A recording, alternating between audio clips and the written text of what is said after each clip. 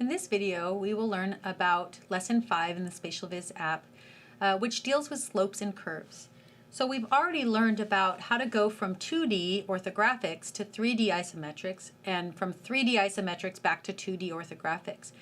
So we're not going to relearn how to do this. You're going to practice how to do this, but what you're going to learn is how to do it when you have some kind of inclined surfaces or curved surfaces in there.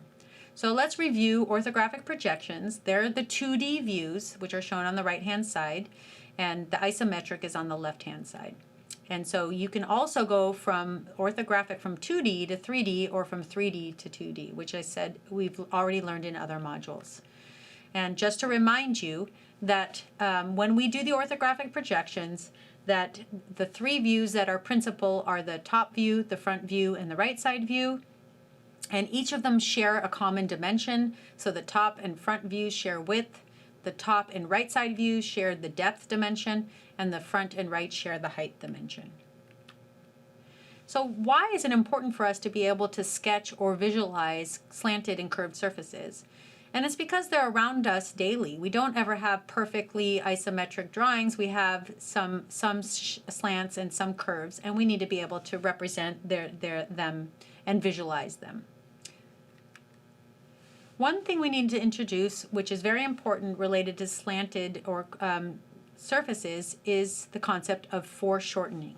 Okay, so this is a visual effect. It's like an optical illusion that causes a distance, the object's distance, to seem shorter than it actually is because of the angle we're looking at it. So if you look at the center object, which is a circle, it's really the plan view of a lake and a tree. So we're looking at a circular surface. So we're looking down on this lake, but when we actually look at the side view and we're looking at it at the same lake and tree, you can see that the near and far shores of the lake seem closer than they did when we were looking from the top down. And you can see that the circle is not a perfect circle anymore. It now looks like an ellipse. So often, objects are not always scaled evenly. So a circle often can look like an ellipse. And this is the concept of foreshortening. So one way to look at this also is to look at this plane right here. So we have this plane and we have this object. And when we have this plane and it's perpendicular to an object, this 1 and 4 and 2 and 3, this whole surface is just going to look like a line. Okay, so we're trying to represent this surface on this plane. It really is just represented as a line. But now if we look at this front surface, so this is the right side view, if we look at this front surface, when we're looking at it, we actually see the exact size of that surface. It's exactly what we see because we're looking at it straight on, okay? Now, when you're looking at a plane or an inclined surface and you're looking at it from the front, you don't actually see it at its true scale. It's actually shortened. It's smaller than what the actual size is because we're looking at it where it's a little skewed. We're not looking at it exactly head on. And so that's called foreshortening. So here's another example. These are the oblique edges. Oblique edges are not perpendicular to the plane that we're looking at. So if you look at distance 1, 4, that's a pretty long distance. But the way you see it, when you project that distance onto this plane, just like a glass box, it's going to appear shorter than it actually is. This is actually longer, but that's because it's inclined. So it doesn't appear true to length. Okay, so an oblique edge will always appear foreshortened when we're doing an orthographic projection. Whenever we have an oblique or an inclined surface, when you project it to one of the principal planes, it's going to be foreshortened. So let's look at what that means. So again, we're going to look at the concept of foreshortening. So we're going to have a 3D isometric, and it's going to have a slope and it's going to have a curve on it, and we want to draw what the right side view looks like. So we want to draw that view. And when you look straight on it, it could have a certain shape. It has a circle and a square. But when you take the plane and you want to project that, you want to project it on the right side plane, first you identify the important points. So we take the corners and we take some aspects of the circle and we project them over to the plane. And then we connect the points on our plane to produce the same result. So we connect the 4 corners and they're going to make the bounding box, okay, or the the box, and you can see that already that plane looks shorter on that on the right side plane, and the circle looks more like a circle instead of an ellipse. So notice how we get a shorter plane, and what appeared to be an oval is now a circle. So we call this foreshortening. It's this distortion. That's what it looks like to us. So the actual plane is shorter, and the oval became a circle. So this can be kind of complex, but we want to talk a little bit about slanted surfaces. So what we have here, this is the isometric. This is the 3D object that we're trying to project. And so what we do is when we look top down, when we look at this object and we project it to the plane up here, okay, this is foreshortened, and we get, instead of an inclined plane, we're going to get a square, basically. And same with this one. When we're looking at the top view on it, when we project those points up to the top plane, it ends up being another square instead of this slanted view. So when we look at it from the front over here, and we look at this plane, and we project these points to this plane over to the front, we're going to get a foreshortened area as well.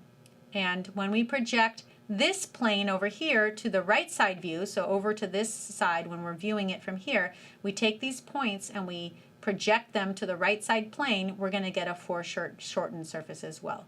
So again, it's really important for you, depending on what orthographic projection you're drawing, you draw the perpendicular or principal plane, and you take the very important points like A, B, C, and D, and you drag them over to that principal plane, and then you recreate it on that plane, and you'll see that it will be foreshortened.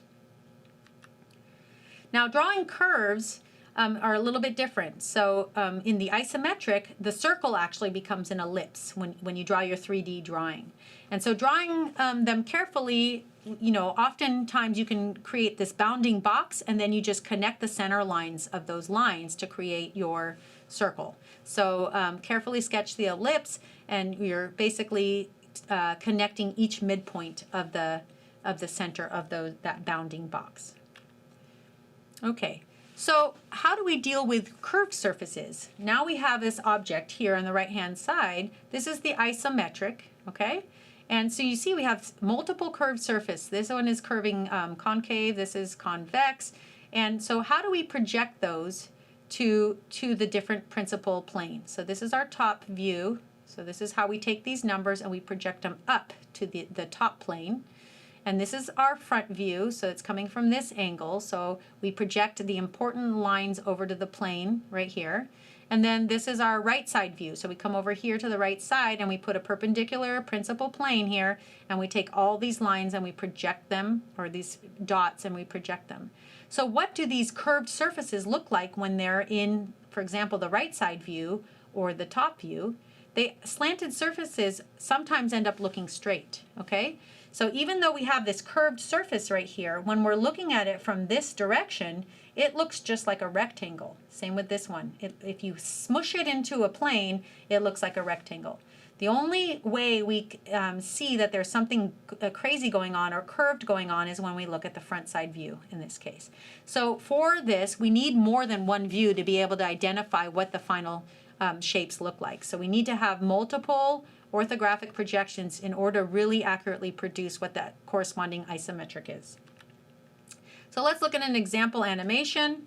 This one has hidden lines and its slopes and curves, so it demonstrates an object. So this one has, not only does it have a curved, but it has the front view, so you can see that the sloped surface looks actually like a semicircle.